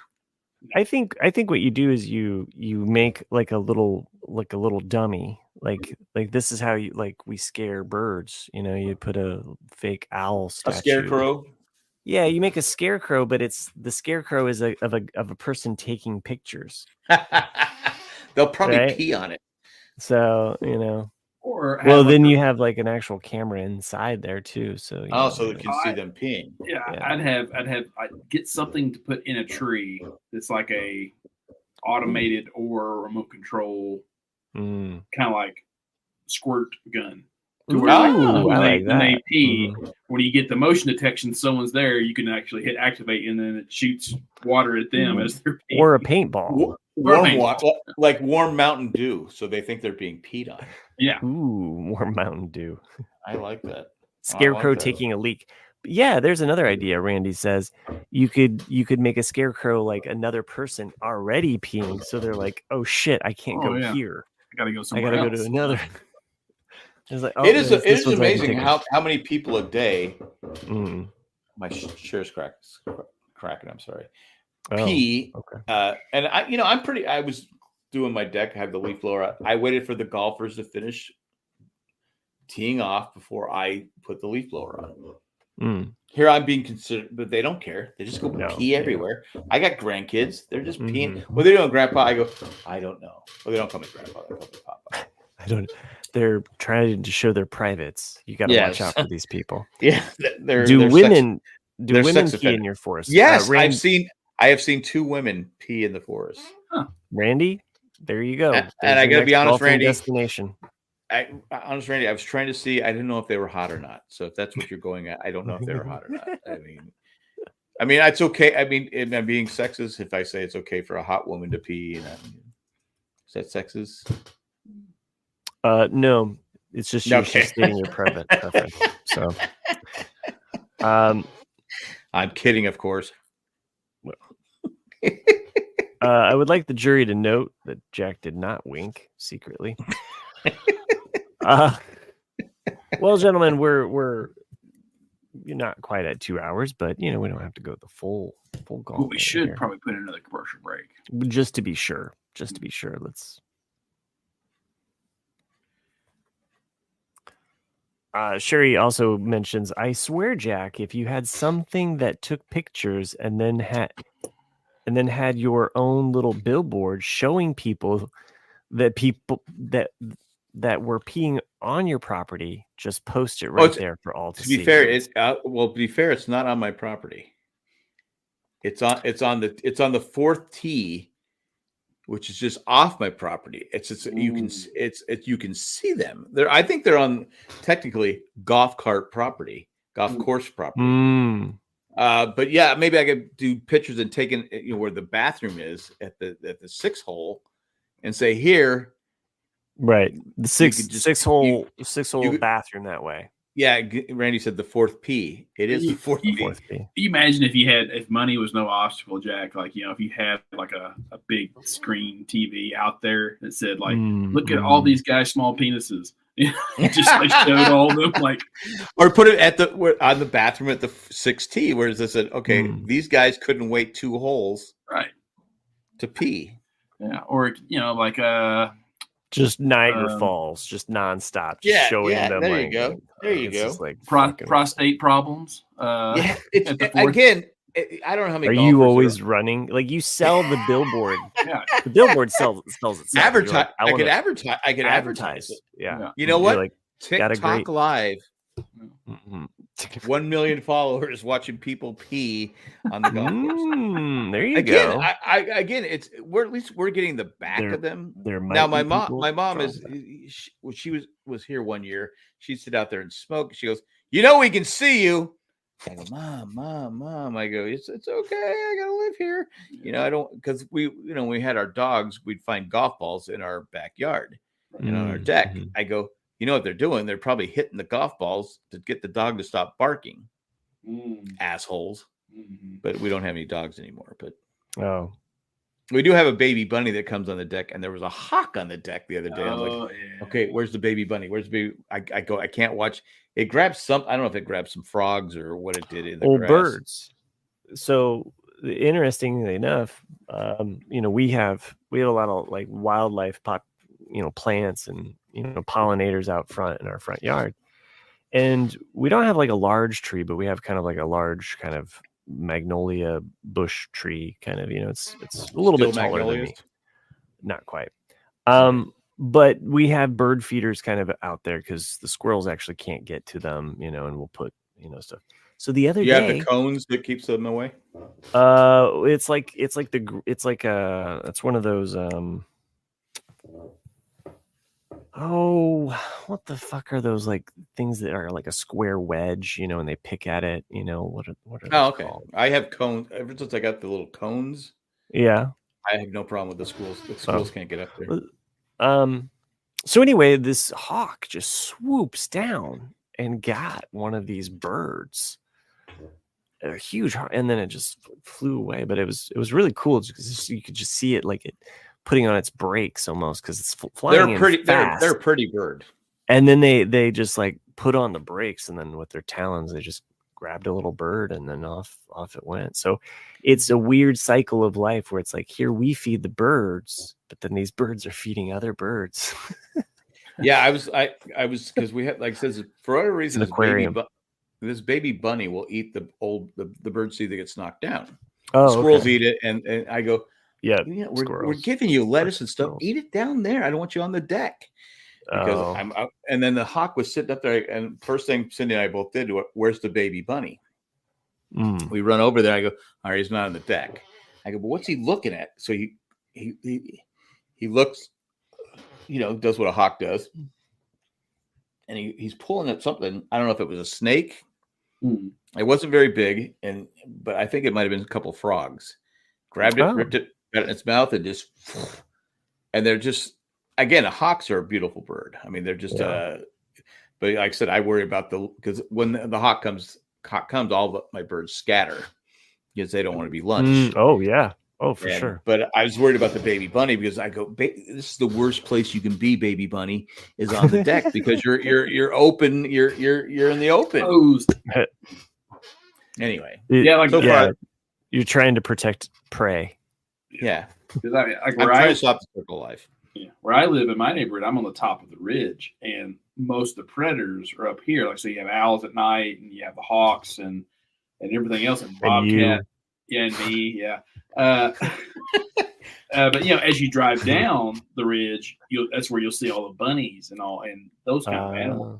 But every now and then, especially in the springtime, I'll be sitting, you know, and I can see outside, and I'll see a couple of bunnies pop, and I'm like, "Ooh, you're brave." You're in uncharted territory. They just don't know. Yeah, they just don't. I mean, you want to have a class for them.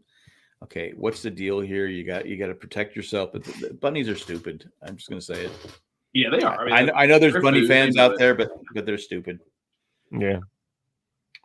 They are quick though. I mean, you do walk. They just and I have holes. They made holes in my fence.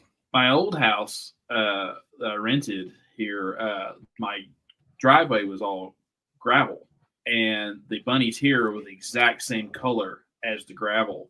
Oh, so they would all just be hanging out all the time on the gravel because it was like a good camouflage for them. And I'd go out there and sit in my chair and throw carrots at them or whatnot, you know. And I remember them or to them, yeah, to them.